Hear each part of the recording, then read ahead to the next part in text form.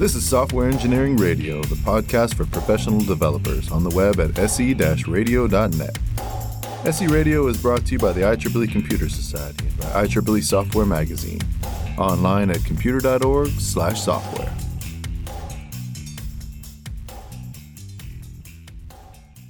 Hello and welcome to Software Engineering Radio. This is Travis Kimmel, and today my guest is Randy Shoup. Randy brings 30 years of engineering leadership experience, having worked as a senior technology leader and executive at companies of all sizes, including Stitch Fix, Google, and eBay. Randy is currently the VP of Engineering at WeWork and is particularly passionate about the nexus of culture, technology, and organization. Randy's also been interviewed on SE Radio 3 times in the past. The most recent episode with Randy was published in 2014 on the topic of hiring in the software industry. Randy, thank you for joining Software Engineering Radio again. Thanks, Travis. Yeah, happy to be back for the 4th time. So you're quite a significant influencer in the DevOps movement. So I thought we would open with sort of your view on how you've seen that space evolve over time. Yeah, great. I'm honored to even be considered, one of the influencers. So, good friends of mine like Gene Kim and Jez Humble, John Willis, they deserve most of the credit for moving all these ideas forward. But I've been fortunate to have been talking with them at the times when they were, writing the DevOps handbook and putting together Accelerate. And so, some of my ideas, or more precisely, some of the examples that I've had from the past have kind of made themselves into the canon, I suppose. So what's DevOps? So can I start with what it isn't? And if you're a software vendor, so sorry for me to say this, but DevOps is not about tools, and it's actually not about software infrastructure either. Tools are super important, and software infrastructure is super important too. But to me, DevOps is the application of maybe the real a agile methodologies across the entire software lifecycle. Another way maybe to say it would be something like applying, lean manufacturing techniques to software. And maybe another equivalent way to say it would be, what if we leverage the idea of feedback loops, both small and large, and organized our entire software development around that? And to me, DevOps is kind of all 3 of those things. And you can see that I'm not a vendor, that I don't have a canned definition. But to me, it's, again, applying agile and lean methodologies to software, but applying it in an end-to-end way. So what does that look like in practice? I guess let's take a step back and contrast it just for a moment. So, the traditional kind of enterprisey software development approach, which, 30 years ago, thanks a lot, I started in the industry doing this type of software. So you'd have the set of people that come up with the idea. So that's maybe business people or product people. And then you'd have a set of well-paid typists. So, maybe they would be software engineers like I was. Then there might be a quality set of people that figure out, did my typing produce good quality software? And then at the end of the day, there's going to be some other people that operate the software in the real world.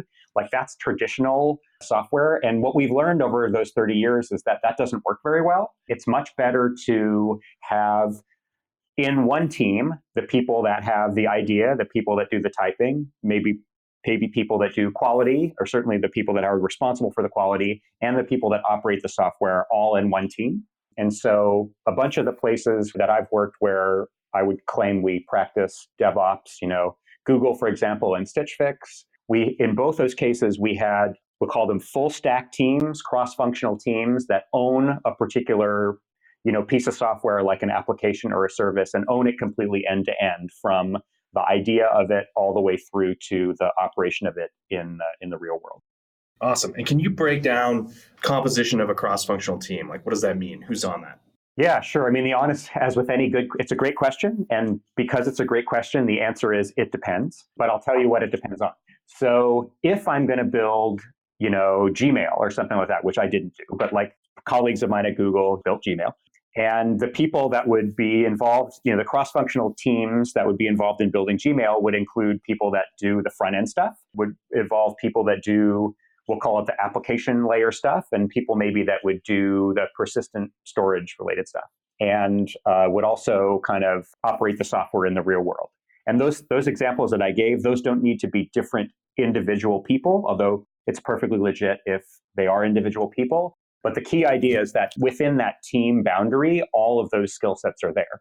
So notice a few things I didn't say. So I didn't say people that built the operating system, people that racked and stacked the hardware in one of Google's data centers. I didn't say people that built chips. So when we say full stack, and I'm using my air quotes for full stack, like nobody really means all the way down to legitimately really the silicon. But the way I would say it in general is who needs to be on the team? It's all the skill sets you need to get the job done.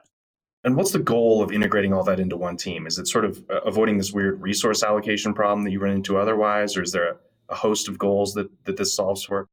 That's a great question. The fundamental meta goal is to reduce the feedback cycle, right? So we're all, again, contrasting it to traditional old style enterprisey waterfall approaches to software. You'd have an idea and then you'd produce some big spec, and maybe a year later you'd produce something that has customer value. And now the idea is that we want to be able to have ideas, test them or deploy them, and learn from them in a much, much tighter cycle.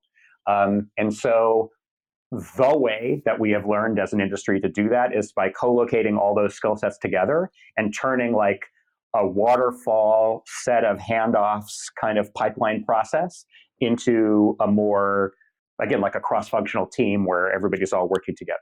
Does that make sense? It does. And when you say colocation, just clarification here for the audience, is that physical colocation? How important do you think that is? Or is it more kind of, the team all reports to the same person? Yeah, I guess it can be the co-location. Don't take that too seriously. What I meant is forming the team out of all those different skill sets. I'm happy to discuss it, but it's a different question about whether people are all co-located in one physical space or maybe spread out among the world. And actually, since you asked that, I'm going to sidebar on that for just a little bit, and then we'll get back to your mainline stuff. So in my experience, there are two ways of configuring an effective team.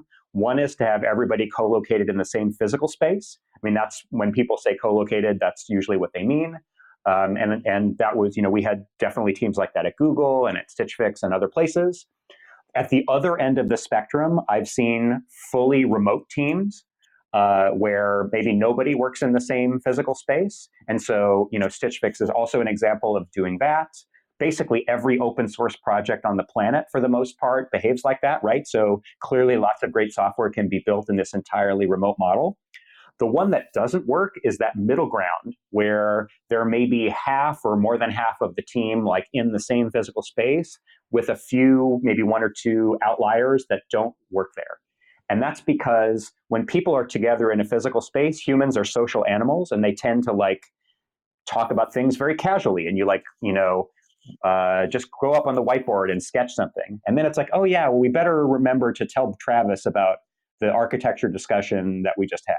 You know what I'm saying? And anybody who's had that experience of being that one remote person, you know what I'm talking about. And that's the thing that doesn't work. But notice what I'm not saying. I'm not saying remote doesn't work. I'm saying partially remote doesn't work. What totally works, however, is everybody working at least as if they were remote. And so at Stitch Fix, for example, where I was for 2 years, we had a majority remote engineering team. So a bunch of people were at our headquarters in San Francisco, but they were the minority of engineers, and the majority of them were mostly working from their homes all around the United States. And we would form teams, that included maybe several people in San Francisco and other people that weren't in San Francisco. And the key thing was that the people that were co-located in the headquarters had to behave as if they were remote. What does that mean? That means communicating over chat like Slack, doing meetings always with a video conference, like a Blue Jeans or a Zoom or a Hangouts or something like that. It means a little bit more writing and a little bit less talking. You know what I mean? A little more write something down in a Google Doc or, sketch something out in some online way as distinct from, going up on a whiteboard. And it also meant pairing. We did a ton of pairing even remotely. And so there's a bunch of, great technologies to use for that too, like Screen Hero and others. Anyway, does that make sense?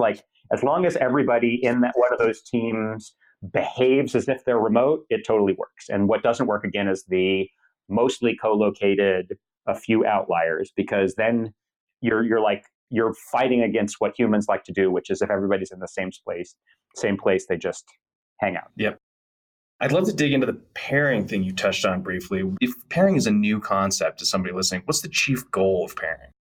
Yeah, I mean, pairing has been around for as long as software. Maybe the words, are maybe as old as extreme programming, maybe older than that. So that's at least 20 years. But yeah, a lot of people in their normal software lives maybe haven't yet paired with somebody else. So imagine, just if you haven't done this, imagine what happens when there's some bug in your code and you call somebody over and they help you try to figure it out. That's what pairing is, right? So you and I, Travis, could be pairing together on, some particular problem you're trying to solve or outage you're trying to remediate or, thing you're trying to get an answer to. And then just that's writ large. So, at Stitch Fix and at WeWork and at Google, it's a pretty common practice to have engineers pair with one another. And so there's lots of different ways to do it. If you're doing it remotely, each of us obviously has our own keyboard and our own computer, but we use a shared workspace, if you like. So, we'd both be typing essentially logically into the same editor, if that makes sense. Obviously, if we're in the same physical location, we can pass the keyboard back and forth. The details of it aren't super important, but what the key is that there are sometimes, I think not all times, but sometimes where two heads really are better than one, and not encouraging as a practice, when there are difficult problems to solve where I need somebody else's brain because maybe they have different experience than I do, because they know an area of the code that I don't or whatever, that we use pairing as a tool. I'm always curious about that. I feel like there's a tendency to think of it as sort of like double billing, which is not a great framing. Sometimes that comes from sort of outside of engineering, and when really this is more about knowledge sharing, right? Yeah, no, I mean, it's one of those, again, as you'll see as we talk, I tend not to be super dogmatic about anything. So right. There are people in the world who will assert no software should be produced but for software that's paired. I'm not anywhere near that, strict or religious about it.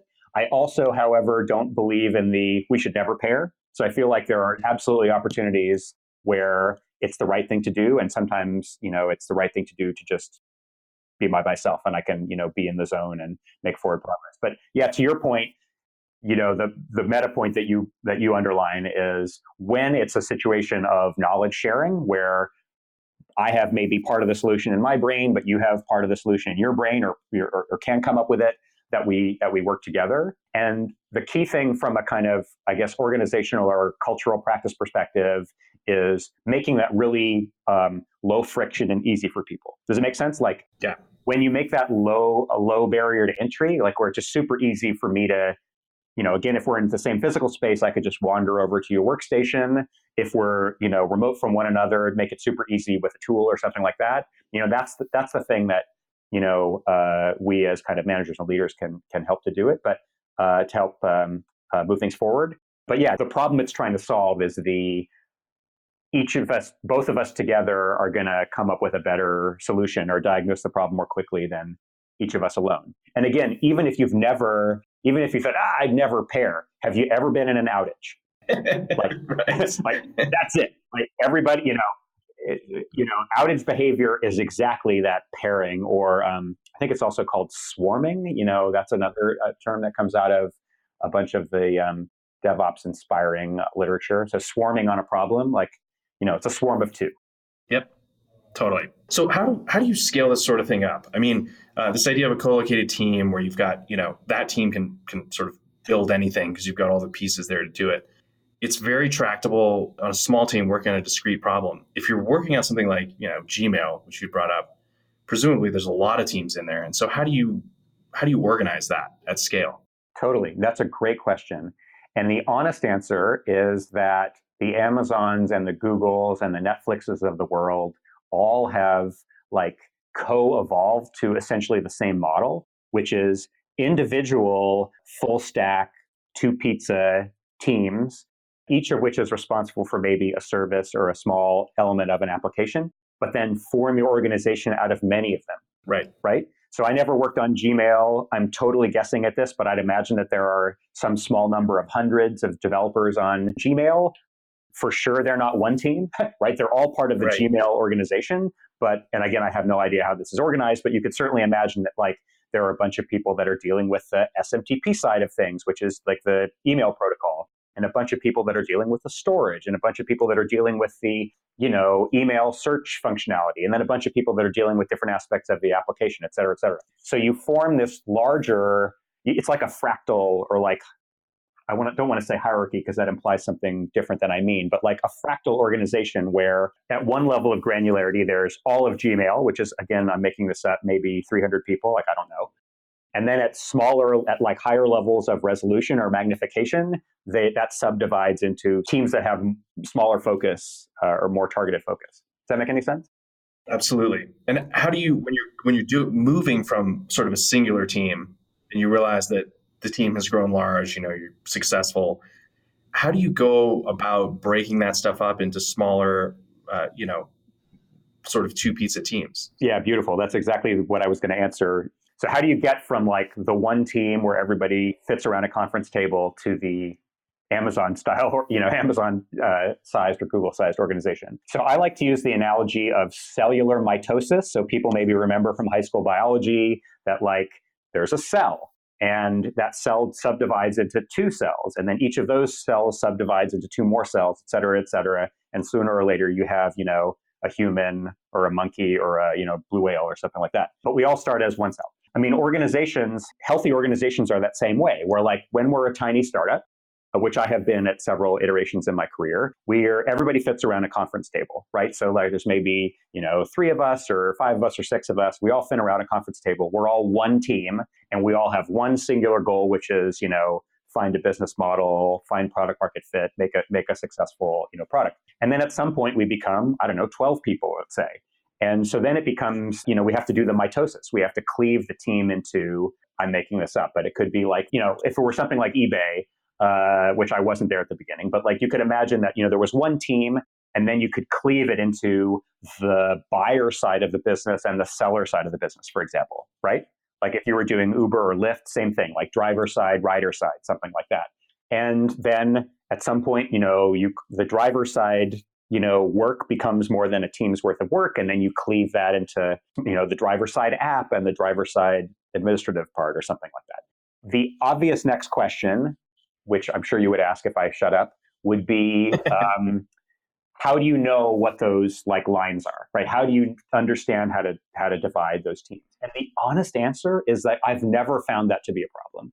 So I have always found, this is not because I'm magical or I know more than anybody else. It's like, but in 30 years of software, you always find that there are always these natural points to cleave a team into 2 or 3. And it just simply, because when you're like one team that's like a bit overlarge at like maybe 8, like you're not actually all working on one thing. You're actually ending up working on 2 or 3 different things anyway. And so typically the like natural points of, cellular mitosis where we like divide the cell, those just come naturally. And I've never, maybe I'll find it tomorrow, but like I've never found a problem or a team where it was so big it couldn't be one team, but it wasn't obvious how to subdivide it. Does it make sense? Yep. The answer just presents itself kind of. It always presents itself. And like, maybe I'm insufficiently good at finding the patterns. I've never found a pattern for how it does it, but it always just has happened. And I think it's not because I'm lucky. I think it's just because like when the team is too large to be one team, that's almost by definition tells you it needs to be 2, and it's obvious how. Yeah. And when you say too large, what are you optimizing for? Is this speed, which is sort of thought of as the primal good in software? Or are there other things that make a team feel unwieldy along the way? I mean, at the end of the day, it's, let's take a step back. You're not suggesting otherwise, but like the value that we provide, like basically our goal is to like provide as much customer value as quickly as possible. And there are 2 aspects to it. It's not just produce as much typing as quickly as possible, and it's not produce as much value independent of time. It's like, how can I produce the most value in the least amount of time, essentially, right? And when your team is too large, with air quotes that you can't see, it's slowed down, right? Like, so we're not able to provide the same amount of value as quickly by being one team as by being 2 independent teams. Right. Is there a sort of a cultural prerequisite that an organization needs to have in order to make this kind of fast-moving, co-located team work? Yeah, I think there are several things maybe you're getting at. One is a cultural value around doing what I just said. Like, sadly, not every engineering organization thinks about how do I produce the most value in the least amount of time. Do you know what I mean? Like, people don't think about time to value as their first order concern. They should, but sadly, a lot of times, particularly, I'll say this as an engineer, particularly organizations that are like, maybe led mostly by engineers, are like, let's build the foundations for a year and then let's build the next level on top of that. And none of which is producing direct customer value. But I feel like I lost the sense of the question here. This idea of time to value is super fascinating. I feel like along that route lies a little bit of pain. The MVP that gets kicked out the door is never gorgeous. Yeah. So, a minimal viable product that comes from Eric Ries and the Lean Startup. He's done a great job of like that meme. Lots of people have heard that meme. The wonderful idea, and I really like it, by the way. I think when people critique an MVP, it's because for the most part, they haven't hit all of those three elements. Like, they've hit the minimal element, but they haven't hit the viable element. Do you see what I'm saying? Yep. So, one part is when we release the first version of our startups thing, it should be minimal, but it also should be viable, right? And if viable means I need to spend 2 years, probably it wasn't minimal enough, or maybe we bit off more than we can chew. But at the same time, it shouldn't be something totally terrible that nobody should use. The other thing which you implied, which I totally agree with, is, and I'm not going to get this quote right, but somebody very smart, who I'm misremembering, said something like, if you're not embarrassed by the first version of your software, you waited too long to ship. That I totally believe as well, right? So like, it should be a little rough around the edges. That's the minimal part. But the key is that it's viable. In other words, that there is a business model there, that you have product market fit, that the thing that you do actually is solving a real need. And the thing that is the yin and yang, or the thing you need to sail between, I guess, is the under engineering, and which means that it's not viable. But the other side is the over engineering of not minimal enough, and like waiting too long to ship, losing maybe the market opportunity, overbuilding, over engineering. And to be honest, I have seen, in my experience, I've seen way more of the over engineered solutions than I have the under engineered, if that makes any sense. So I guess if I had to like pop a couple of levels off the conversational stack, one of the main cultural values is this idea of minimalism and the idea of iterating to the solution, right? So the idea that we're not going to get it right the first time and we shouldn't try, but at the same time, we should try to get an 80-20 rule of, there is an actual problem that we're solving in the most minimal and straightforward way. And also we're going to recognize, as a team, at an organization, as a business, we're going to iterate on it and make it better. And like, I think all those things are, again, coming back to how we started, those are all ways of, as a culture and as an engineering organization, talking about those feedback loops, right? So like, we're going to produce a minimal viable product. We're going to get some feedback from our initial set of customers. We're going to iterate and continue to refine that product, hopefully get more customers. Hopefully at some point, we'll start to scale and have more and more and more customers. And then we'll be in yet different regimes of things we need to care about. So since feedback is such an important piece of this, what do you view as a good arbiter of viability? Like we got it out there, people are using it, maybe they paid for it. They may be a little mad that it's rough around the edges. Like, is that a win? If people find it useful, it is a win, right? So, again, the quote that I don't remember who it applies to, and I'm not, reproducing correctly, but if you're not a little bit embarrassed, you waited too long. While we're in this minimal viable product regime, if we release something and everybody is like, wow, that's the most polished thing I've ever seen, like, you should have released earlier. And also there's the other end of the spectrum, which is if you pissed everybody off and you made them angry that it doesn't actually do what you said, or it's not reliable, like, okay, maybe it wasn't viable enough. And so, your question is a good one about like, how do you shoot those rapids? How do you like go between those two? And the honest answer is, it depends. But in particular, it's what kind of feedback are you getting from those initial customers, right? So are they saying it's terrible and it's unusable? Okay, you released too soon, or you didn't prioritize the viability aspect. If what they're saying is, it's fine, but these things could be better. Awesome. That's exactly the regime you want to be in. And now you can iterate and improve those things that were bad. One obvious example that, is early Twitter, right? The meme about Twitter, particularly early days, was the fail whale. But Twitter found this niche, this thing, met this need that maybe people didn't even know they had, but met it sufficiently well, not perfectly well, but sufficiently well that even though there was the fail whale all the time, people kept coming back, right? And that's a great example of things that Twitter was able to iterate around. And by the way, people probably know, but like the history of Twitter was like, it was built really fast and loose in, the world's largest Rails monolith. And then over time has like iterated itself to, rebuilding a bunch of the stack and microservices. And like, that's the perfect example of like the progression you'd want. And were the initial things like a little under reliable? Yeah. Were people in retrospect a little embarrassed about them? Yeah, sure. But like total product market fit, it was filling a need that people had in the world, even if they didn't know about it, and, survived as a business, and they earned the right to like rebuild it better and better and better, if that makes any sense. What's a good way to surface the feedback that you get sort of internal to the engineering team? That's a great way to ask that question. So I'll answer it in the way that if you have formed your teams around a particular business problem, right? So like my team is the team that solves the, access to WeWork spaces problem, or the room booking problem, or the, if you form a team around a particular goal that actually matters to your customers or your end users, then it's actually really easy to know where the feedback goes. It goes right to the team. Do you understand? You know what I'm saying? Yep. I mean, meaning no disrespect, but like that question comes from a place where you didn't have teams in that way. Do you know what I'm saying? Yep. You're laughing already because you know what I'm talking about. That question comes from a place that said engineering was over here, product or business was over there. Right. Right. And only product and business like understood the customers or received the feedback. And so again, no disrespect, but like that question comes from an organization that I would have gone and improved in the way that we just talked about. You know what I'm saying? Like I would have formed smaller teams, not like here's product and business over here, here's engineering and operations over here. I would have put those teams together more vertically aligned along real customer needs.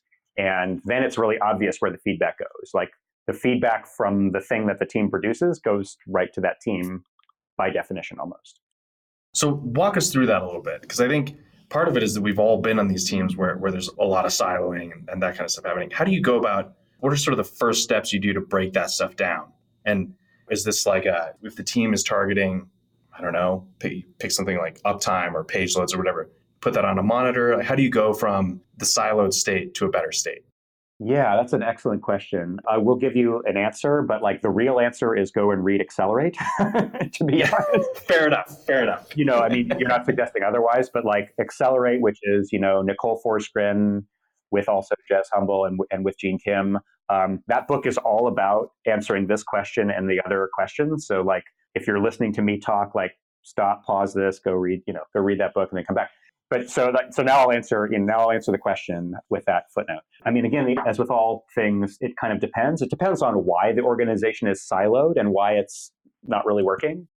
I mean, I've been in a bunch of organizations where I've gone through, and I hate this term, but like gone through a kind of transformation in this way where it started out siloed and then we worked together to try to make it into a healthier, more generative organization. So again, I'll always start with what problem are we trying to solve? So sometimes the first order problem is like you imply the software doesn't perform well or isn't reliable. And like, okay, we can do stuff with that. But the more fundamental problem about siloing is that the organization isn't aligned to customer needs, right? Like it's, there's one part of the organization that cares about customers, but maybe isn't involved in engineering. And we call those people product or business or something like that. And then there's this other part of the organization that's siloed over here, which is like the engineers and the operators of the software. And so first and foremost, what I like to do is reform the organization along the lines that we just described. So what would that mean? That would mean taking the, 20 people or 100 people or 200 people, and rather than having them be in this siloed, more pipeline approach, instead form teams that include people that have ideas and are product managery folks with people that are engineers and operators. And again, those don't need to be separate people, but if you're coming from one of these siloed organizations, usually they are separate people. And forming those teams that are in this roughly the 2 pizza team size. So people who are listening have probably heard, credited to Jeff Bezos, this Amazon idea of 2 pizza teams where no team should be larger than can be fed by 2 large pizzas. And the little bracket asterisk thing I like to say is I was talking about DevOps in Cuba earlier this year. I was invited to speak at essentially the National Computer Science Conference in Cuba called Informatica Habana. And I was telling them, in Spanish, by the way, about DevOps and a bunch of these ideas. And I had to stop and explain. It's not like they don't know what pizza is, but they have like Italian-style individual pizzas. So they were like, what do you mean 2 pizza team? That doesn't make sense. But like, no, American pizzas are this size. And I had to explain what was meant. And they got it, and they had a big laugh at, the overeating American. Wonderful people, by the way. Anyway, so 2 pizza team, right? So maybe that's, anywhere from like 4, 5, 6 people. So you form teams of that size. And again, to our earlier point, like you keep trying to subdivide the problems in such a way so that each problem seems to be roughly team size, if that makes any sense. And you might think it's weird to start with the organization, but there's actually lots of good kind of organizational behavior reasons to start with the organization rather than starting with the practices. People maybe are familiar with Conway's Law. So Mel Conway in 1968, software engineer, actually brilliant guy, still around with us, gives great keynotes. Mel Conway wrote this idea up in 1968 that the organization of a software organization is directly reflected in the architecture that they build. So more precisely, the architecture that we build is a reflection of the communication paths, who's communicating with whom in the organization, which is kind of roughly the organization structure typically. And so an interesting corollary of that idea that your architecture is going to flow from your organization is that if you want to have an architecture that's built out of small components, maybe we'll call them microservices, we could talk about that later.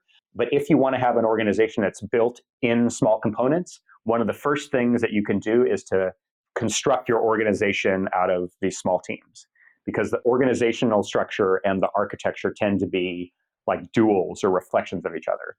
And actually, interestingly, that's the thing that I'm actively doing right now with some of my teams at WeWork, is like reforming the organization in a way that like more directly reflects the software that we build. And so where do managers fit into this picture, and how should they spend their time? Awesome question. So in a generative organization, in one of these like really healthy organizations, a manager's job is to remove roadblocks from, in this case, engineers, or remove roadblocks from their team members more generally. So in unhealthy organizations, which I've worked in, by the way, the manager's job is seen as like controlling or micromanaging the employees. And that is a very unhealthy place to be. It doesn't produce people's best work. It makes people fearful and unproductive. The idea that comes from, I'm blanking on the guy's name, Douglas, forget his name. But The Human Side of Enterprise is the name of the book in 1960. And he posited this idea of theory X and theory Y. And I really hate those terms, but those are the terms that exist in the world. So theory X organizations and people are like, have this view that, individuals can't be trusted. They need to be told what to do. And as a consequence, they need to be micromanaged. Theory Y, on the other hand, believes that people are intrinsically motivated. Like most people want to try to do a good job. They want to perform well. And the job of management in those organizations is essentially to get out of people's way, help to remove roadblocks, to support them. And that's where these ideas of kind of servant leadership come from.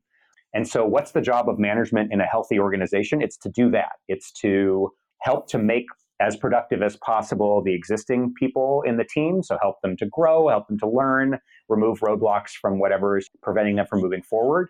And also, frankly, to grow the team, right? So in high growth organizations like WeWork, for example, or Stitch Fix, but also, Google and Amazon and Netflix, one of the huge jobs of management is actually to be recruiting and hiring and growing the team overall. But does that make sense? Like the primary job for a manager is to figure out how they can make their team most productive. It's not to tell them what to do. It's to make it possible for them to do what they already know how to do. How much time should managers spend communicating the success of the team, sort of external to the team? It seems like another kind of manager level responsibility on a lot of teams is sort of showcasing success. Do you have an opinion on that? Yeah, I mean, I do. I'm not sure I have an opinion on how much time to spend, but that's not really what you're asking. You're asking, like, is that part of the job? And I think it is. And to be honest, and if I want to talk about feedback, one of the pieces of feedback that I've gotten myself and I need to work on myself is to be better about that stuff, to be better about, I guess, trumpeting or recognizing or celebrating the successes of my team. So that's definitely an area of improvement for me overall. But yeah, no, I think that's a really important thing and it sounds a little unsatisfying, but like to be a cheerleader for the team, you know what I mean? Part of helping a team be productive is to feel like to feel proud of what they've done. And also, again, to your point, to communicate the successes and the failures, by the way, of the team in a productive way, outside of that team. And you're not suggesting otherwise, but I think a healthy organization, it strongly is true in my experience that a healthy organization, we can celebrate both failures and successes. Successes because we did a thing and we moved a metric in the right way and we made customers happier. Failures because hopefully we learned something, right? Yep. And almost certainly, okay, we learned one way not to do it. And there's a wonderful quote from Edison, which I won't be able to reproduce, but it's something like, every one of the 1,000 ways I've tried just showed me one way that didn't work. Or I won't get the wording correctly, but like, there's a reason why Edison and other, great inventors were able to like continue to produce great work. It's because they didn't let failures slow them down or discourage them, or, they didn't stop at the first.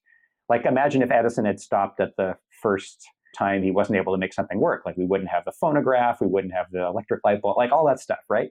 None of those things happens on a waterfall schedule, the first time. Anyway, so I strongly agree with you that what's behind your question, which is, one of the manager's jobs about making the team more productive is to celebrate that team. Do you typically see, in addition to kind of, I guess, for lack of a better term, classic management that's largely internal facing and, people facing, do you typically see teams also have a dedicated product management role? Yeah. So I'll say two things. I'll say those two pizza teams, within that team boundary, there absolutely is, I'm not sure how to phrase this. There's product in there, right? And a way to do that is to have a person whose full-time job it is to be the product manager. That is a totally legitimate solution to that problem.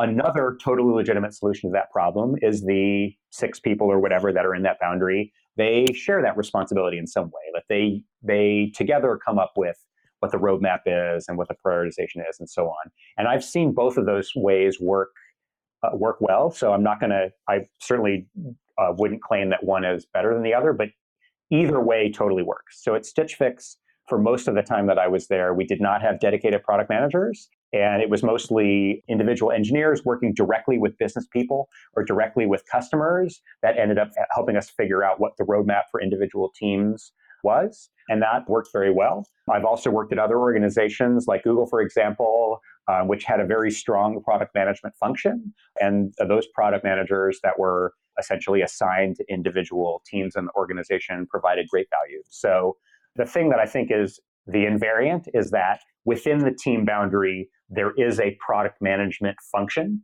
And I'm agnostic, to be honest, about how that responsibility is like allocated to the people. In the same way, by the way, as within that team boundary, there should be an operations function, like assuming you're building something that's online. Like within that team boundary, somebody should be operating the software. Now, I do have strong beliefs that we should be rotating the pager around everybody, but like another solution to that problem is to have one person that's like an operations expert or something like that. Does it make sense? Yep. To me, from an outside organizational perspective, I want to make sure, as like a leader of teams, to make sure that within the team boundary, they have that kind of accountability and that ownership and that ability to do that, whether it's product or producing the software engineering or operating the software. Like all those things are within that boundary. So in the more distributed model for product management, what is the equivalent of rotating the pager? What does that look like in action? Is it every engineer is taking some customer calls or, just kind of tactically? In the example where a team didn't have a dedicated product manager, how would they do it? I think there are lots of ways to do it. I'll give you the specific, template or model that we had at Stitch Fix. So Stitch Fix is a clothing retailer, and so we maintained physical warehouses around the US where we stored stuff. And I had an engineering team that built the warehouse software. Doesn't matter the details, but there's a function of styling where, like, for a particular customer deciding what clothes to send them in the box, I had a team that built software for the stylists. And then we had a bunch of other teams for, building software for the customer support people, et cetera. In all those examples, again, for most of the time that I was there, we didn't have dedicated product management. And so the warehouse software team would just work with the warehouse people, right? So there were not all 2,000 of them, but there was a small team on the business side of the warehouse group that were more or less product managers. Like, they were basically the people, but they were inwardly focused on the warehouse. And they were the ones that figured out what kind of tooling would help the warehouse employees to be happier and more productive, et cetera. And essentially that team would be the team that we would interact with as engineers. And then ditto on the styling side, there was, an organization of the stylists. And then there ended up being a team on the business side that more or less figured out how to enable the stylists to be more productive. And again, that was a set of people that we would interact with. But the general model is, in that example where there wasn't a dedicated product manager with that title in their role, title on their business card or whatever, we would have engineers working directly with either customers or somebody that represented the customer. And so do you like sort of a rotating model where someone's kind of on deck for outreach? Yeah, it wasn't really, it wasn't like that. I suppose I could imagine something like that. It wasn't like we rotated who was going to take the customer calls, although, like, that's a legitimate thing to do. And by the way, if you were a small startup with 6 people, that's probably what you would do, right? You would probably rotate among everybody who's going to take the customer calls. Both those examples I used were software that we were building for other employees. And so there was already a dedicated team that, for better or worse, their job was to figure out what those thousands of people needed to do their jobs, right? So, like, we could interact with them and we didn't need yet another intermediary. One of the things that you touched on briefly and that you speak quite a bit at conferences about is this transition from Monolith to microservices. Can you elaborate a bit on what that looks like and maybe how that fits into the broader story of scalable, high quality, resilient software? So let me take a tiny step back and say that my strong belief and my experience is that different phases of a product and different phases of a company tend to be better served by different types of software. So I'll give you a better answer than this, but, like, a single monolith couldn't do Google or Amazon in the moment. And also the 5-person startup shouldn't be building 1,000 microservices. So, like, both those statements are pretty obvious if you stop to think about it. So clearly, if you take a step back, there's this progression or these phases of a company or a product or whatever, where at each individual phase, there might be a different way of solving the problems. So the way I like to lay it out, it's hard to do this without a diagram, but if you think of all companies and products sort of follow this S curve. People talk about a J curve, by the way. J curve is just when you haven't seen the full end of the S, if you know what I'm talking about. So everything is an S curve. So it starts out a little bit small. So, like, you have your tiny little startup and you have a few initial customers and you're growing onesie, twosie. And then at some point, if you're lucky, you might start to hit a scaling phase where customers are coming really rapidly. And so, eBay's experienced this, and Google and Amazon and Netflix have all experienced this kind of scaling phase. And then often, you'll have what I'll call the optimizing phase. So that's the top part of the S curve where it kind of flattens out a little bit and it's growing slowly again. So it's starting phase, scaling phase, optimizing phase. So in the starting phase, you really are just trying to meet the near-term needs of your small set of customers. And so you want to iterate really rapidly. And so products and organizations that are in that regime tend to adopt these, like, rapid prototyping frameworks. So, like, PHP is really common, or Rails, those are just common frameworks that people would use in those areas. Doesn't make them right or wrong, but notice what they're trying to optimize for. They're trying to optimize for rapid developer productivity, and they're trying to optimize for iteration. What they are not trying to optimize for is massive scale, right? And it's totally legit, by the way, to build a monolith in that phase, like totally legitimate. At some point, you may grow and scale enough that the monolith that you run out of gas on your monolith, either because of feature velocity, so your teams are stepping on each other's toes and everybody's in one code base and they're not able to make any forward progress. People have probably experienced that. I certainly have. Also, there's other examples like in the eBay, Google, and Amazon examples where a monolith doesn't physically scale, if that makes any sense, like from the perspective of load or perspective of latency. So breaking up that monolith into smaller pieces is the thing that you want to do. But before I go on to talk about microservices, I want to say that like probably 90% or maybe 95 or 99% of applications in the world are best served by a monolithic application. It's the exception rather than the rule, where you need to build a distributed system and build things out of these things that we might call microservices. So I just want to stop there. So it's not like every company or product necessarily evolves to microservices, but in my experience, past a certain scale, every one of those big companies that we know and respect, so the Googles, the Amazons, the eBays, the Netflixes, the Twitters, blah, blah, blah, all of those have co-evolved, not because they talk to each other, but co-evolved to something that we now call microservices. So microservices are a solution to the scaling phase, not to the like starting or like steady state initial phase. It's only when you're doing that rapid scaling that you need them. Okay, so with that as the background to what I'm about to say, I will talk about what does that transition point between the monolith and the microservices look like. Okay, so again, I mentioned a couple of like warning signs or reasons why you might notice that your monolith is running out of gas. So the first one again is feature velocity. So that's at least the phrase that we used to use at eBay, where the team is not able to sustain its earlier productivity because everybody's all stepping on each other's toes in the monolith. And another kind of equivalent warning sign is like if you have new people join your team and it takes them like 3 months before they can successfully and productively add something, like that's a good warning sign. Right? It's a terrible warning sign, but you know what I mean? Like if when somebody joins the team, if it takes them months to be productive because there's all this backstory and, oh, we have to make sure you update this and don't forget to not break that thing and test this weird other edge case that you didn't think was related. Like all that stuff is a good indicator that your monolith is interrelated and, challenging. Okay. And then again, the other common warning sign is the like load related scaling. So maybe your customer growth or the growth of the load is such that vertical scaling of your monolith runs out of gas. eBay actually had both of those problems in midway through its career. It both had the feature velocity problem where everybody was in the same code base. In fact, the eBay thing was they had built the second version of eBay after the founders' like initial prototype was a C++, was actually an ISAPy DLL. And if you know what that is, you will be shuddering when you hear that. At its worst, it grew to 3.4 million lines of code in that one DLL. 3.4 million lines of code. And they were actually hitting compiler limits on the number of methods per class, which I'm embarrassed to say I actually know the number of that, which is 2 bytes. So that's 16K worth of methods. That's how many you could have.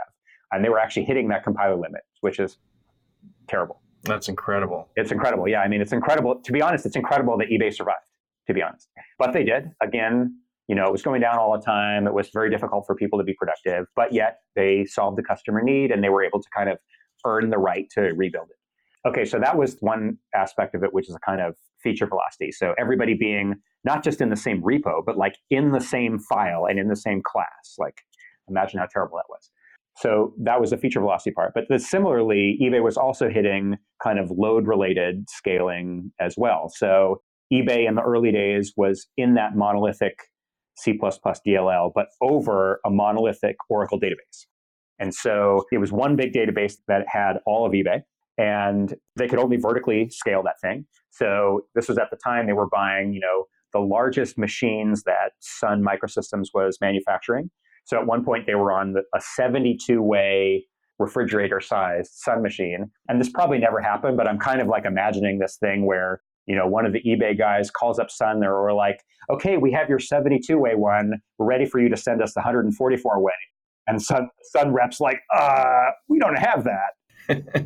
So, that was the good indicator that eBay was going to have to break it up. But does that make sense? So like feature velocity is usually one reason, Yep. load related stuff or vertical scaling is another one. A related one, which is rarely anybody's first order reason, but is often everybody's second order reason, is what I'll call deployment independence. So like being able to deploy different parts of the system independently of others, right? So, if you take a step back, like no matter how simple a system, there are typically some parts of the system that are really fast moving, like typically things that are related to the UI. And there are a bunch of things that are typically slow moving. So like maybe once you've built your authentication system, that's the example I always use. Like typically once you've built that authentication system, you're not like messing with it all the time. Like it just works and you don't mess with it.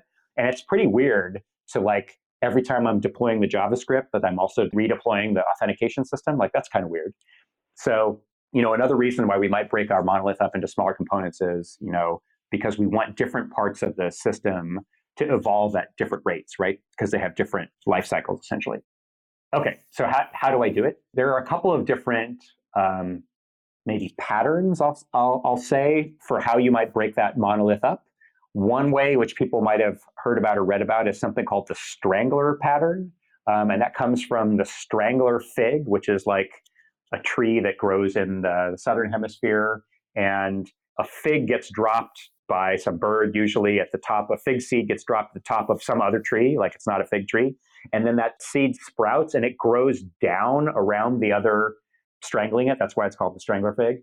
Ends up killing that central tree, but like builds its superstructure around that host tree.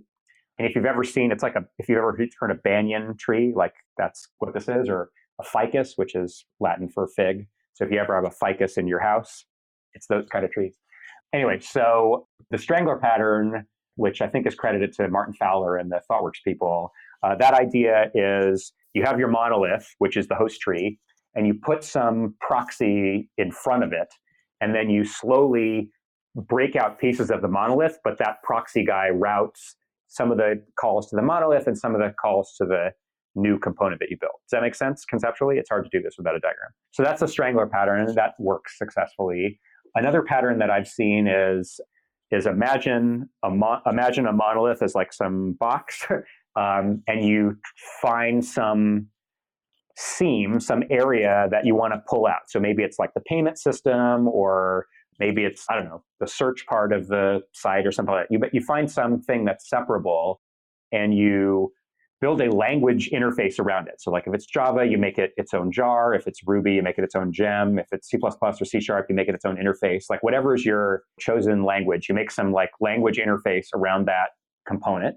And then you write a bunch of tests. Don't skip that step. You write tests around that component interface to make sure that the behavior is going to stay constant when you do the next thing I'm about to say. And so now that you have that interface that separates the payment part, let's say, from the rest of the system, now you can pull that payment part out into its own service. And you just have the implementation behind that interface kind of proxy to the separate service. Again, this is really difficult to do without a diagram, but I hope that explanation made sense. Absolutely. You're taking a black box and you're removing one piece of it. You're exactly right. Yeah, you're carving, and I want to give credit where credit is due. That word seam comes from Michael Feather's excellent book, which anybody who's trying to do monolith to microservices should totally read. It's called, I always get the first word wrong. I always remember it as Dealing Effectively with Legacy Code, but I think that's not exactly right. But it's by Michael Feathers. Totally, you should read that book.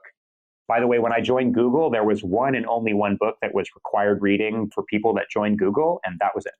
So strongly recommend reading it. And the reason why I bring that up is because he introduced this concept of trying to find that seam, like a seam in your clothing between, the chest, the body part of the shirt, let's say, and like the sleeve. Finding that seam. And sometimes you have to refactor to get to the point where there is that seam, where that is that separation between, for example, the payment part of the system and the rest of the system.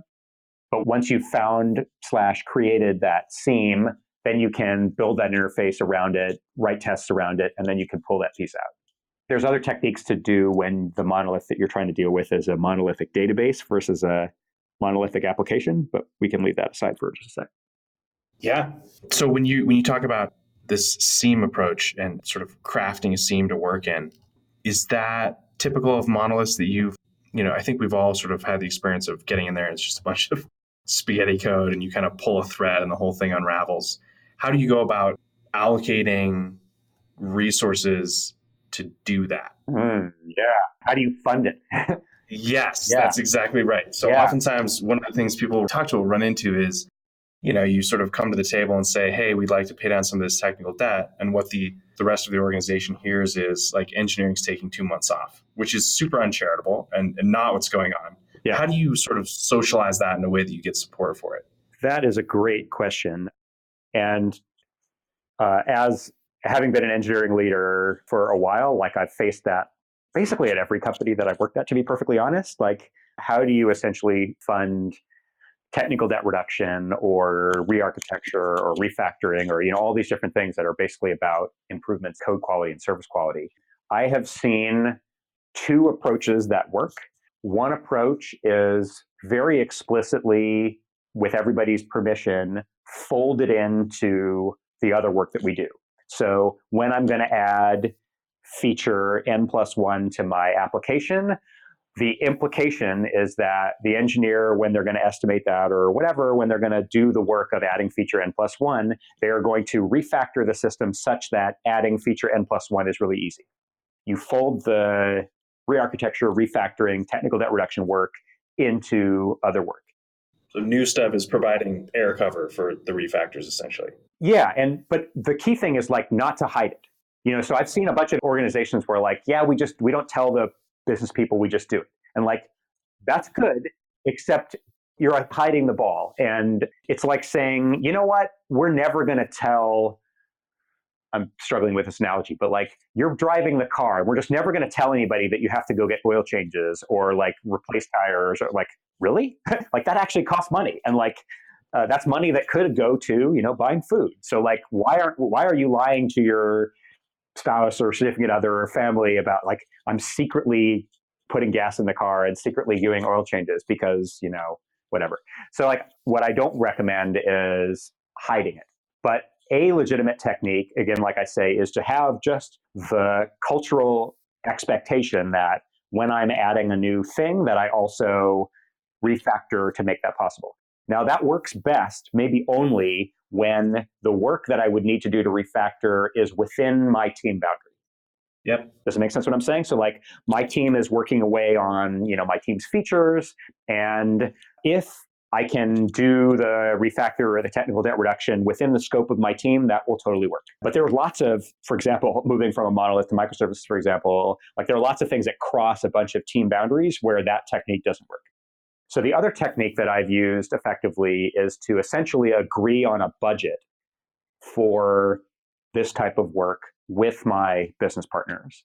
So I've done this at a bunch of companies. At eBay, this wasn't my idea at eBay, but like at eBay, we had what we called headroom projects, where there was I forget what it was, 20, 25, 30% of engineering effort, somewhere in there, was set aside for projects that gave us more headroom, right? So like imagine eBay is continuing to grow, and at some point they're going to bump their head against the ceiling. And so the idea was that budget would fund productivity improvements and scalability improvements that would be chosen by the engineering team, but that budget was set aside for that work. And that's kind of the analogy that I'm using here.